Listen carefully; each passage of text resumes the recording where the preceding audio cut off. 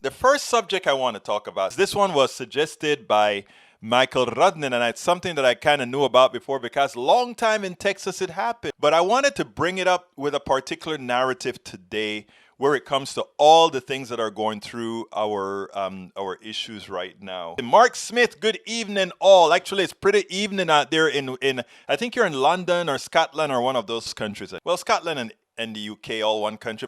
Here is the subject for the day, my dear brothers and sisters. No to Wall Street owning water, courtesy of Michael Rudnin. Let's go ahead and talk about Rudnin's subject. He found this article that I thought was very important. A lot of people don't know or understand how the takeover begins, right? It usually happens very slowly. Welcome aboard, Hope Bleeker. How you doing today?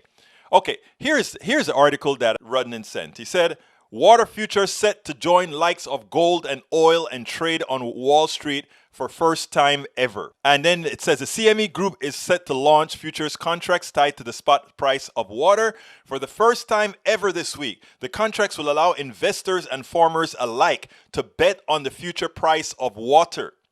So what they're doing in effect is they're using the stock market, I call it all stock market, but they're using financial instruments to to price water based on supply and demand. Okay? That is what they're trying to do. But here's the kicker. We have been screwed by water so many times, right? We are surrounded by salt water. We have unlimited solar power. We have unlimited so many types of power that there is really not a shortage of water. But the reason why corporations and the media and all these guys are trying to put in your head that there's something special about water that is scarce. Remember, something is only priced high in a capitalist society if it has a shortage. Because what happens is you have more people fighting over it, and that way the cost goes up. But we are not only surrounded by ocean, more than 3/4 of the world is water, but we have water underground, we have water in the skies, we have water all over the place. So in effect, instead of making water some sort of a financial instrument, our government made water what it is, a right to all humanity. We will never ever talk about having to price water and have limited water. Let's give some examples. Right now we have places like Arizona that's desert, and Nevada that's desert, and all these places, right? And they talk about they dam up the Colorado River, and that river is actually shrinking, right? Because the ice packs and all these areas that fill Lake Powell and Lake Mead and all these things on the Colorado River, they are not as packed because of global warming, but that has not changed the amount of water in the world. So technically speaking, let's have a technical conversation here on socialization and economics. Technically speaking, we don't have to talk about let's go ahead and move Phoenix because it's in a desert. Let's go ahead and move Las Vegas because all the water that we're getting is coming from the ice packs that are going away, etc. Right? We don't have to do any of that. We have enough water and enough energy that if we want to keep those places there, which I think we would, because there are good growing conditions in Arizona and in Nevada and several areas in the plateaus, etc. We want to keep that. We can have, with high unemployment that we've got, with a lot of people wanting to cross into the country, with our baby boomers that are getting too old, what we can always do is start building tunnels and canals that don't affect the environment, right? And take water to those places that we want to have water. We can do that. We can desalinate water in the Gulf. We can desalinate water in the Pacific. We can desalinate water in the Atlantic. And then, of course, we have the Great Lakes, but we don't really want to touch the pristine Great Lakes. They've become pristine again. But there's an abundance of water that is begging for public input, for us to invest in it, and it's not large. These are not large investment. Building these canals over time is not huge investments, right? Let's give an example. The parts of growing California is closer to the ocean than is Phoenix, but they both depend, let's say, on the Colorado River, right? So give most of the water to Colorado and go ahead and use the desalination plants in the beginning from on the coast. There is so much that we can do, but you know why we don't do it?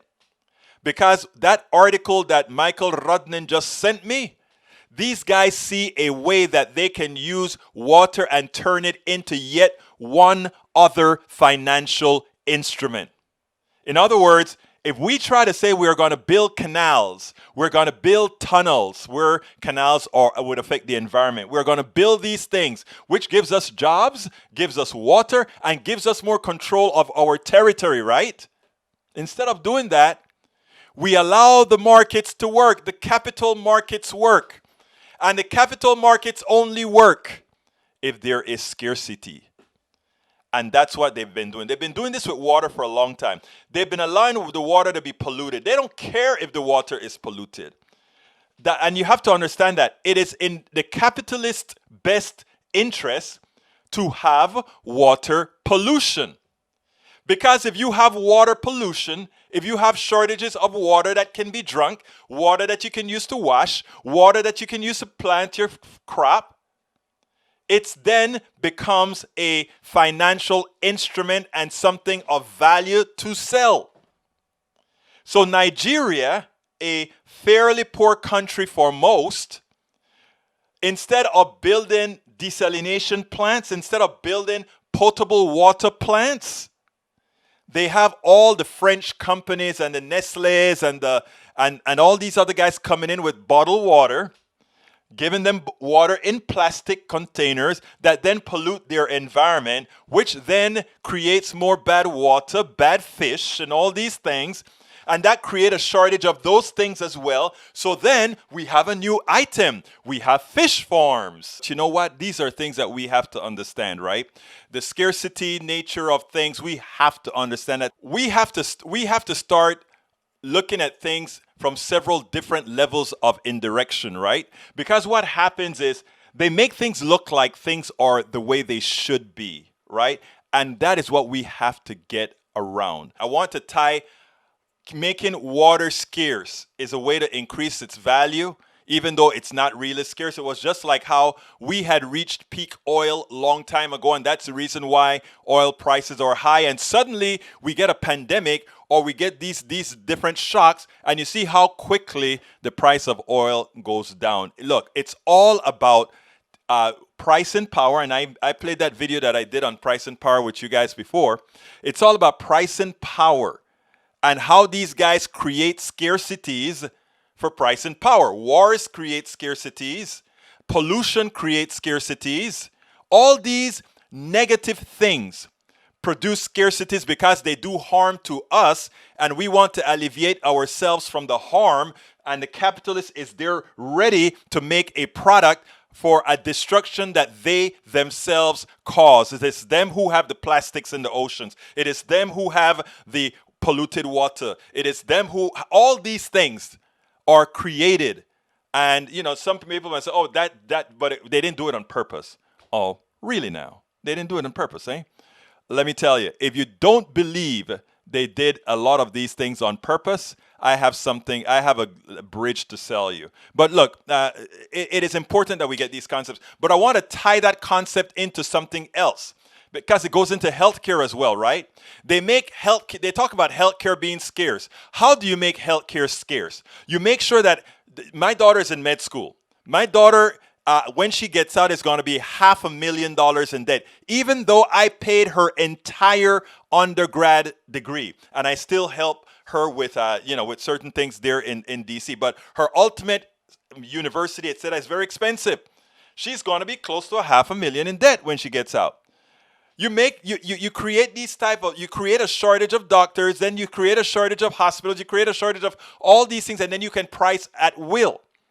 Now, the real thing to do is to really have the government, we the people, look at the people who can become doctors and are willing to do so, educate them, And after we educate them, they serve as doctors making a darn good salary, and they don't have to worry about all the expenses that come with paying high interest loans back to the corporate structure. If we start looking at things that way, healthcare would be different. As Bill Maher would say, Bill Maher would come out right there and tell you, healthcare is really nothing more than sick care, another way to make money off of your bad fortune. So you take a look at all the things that we make money off of, right?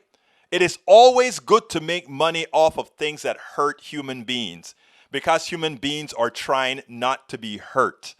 So if we can dirty up your water, if we can make you sick, if we can do all these things, then have I got a cure for you that you're going to have to buy. And that's what it's all about. We have to understand.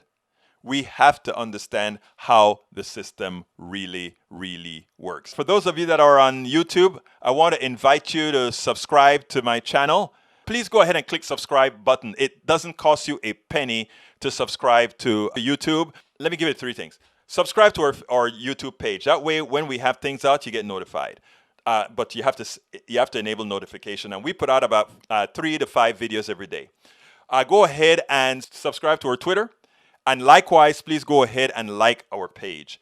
Now, if you like what we do and you see the importance in what we do, which what we do is try to give progressive information throughout the internet. We supply a lot of the internet with this information. Why? To counteract what the right is doing. The right is spending hundreds of millions of dollars to put that out there. And what we do is we do our part to make sure that our point of view is also placed in the strata. And since we know that our policies are better, when people read the policies that we support, more than likely they will gravitate towards us.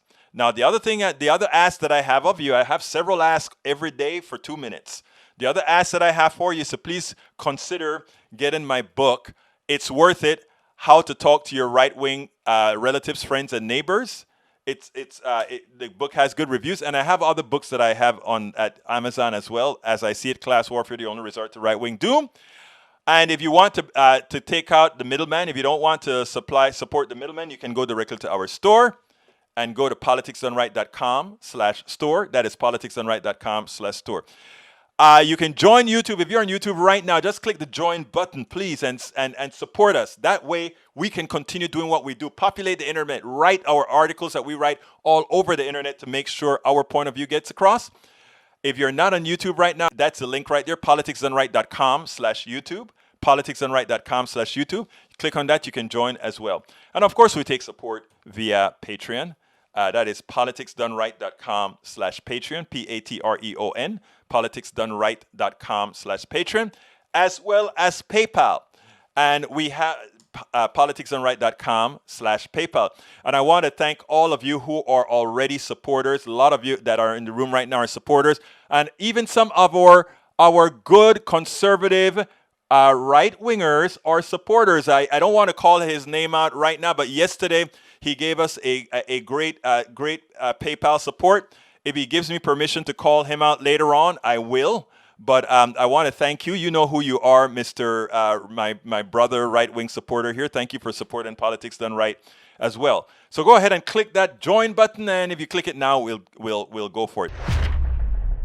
We spend a lot of time deconstructing the news, trying to parse it into a form that everybody can understand. We try to find those little nitpicks where it flies above the fray, etc.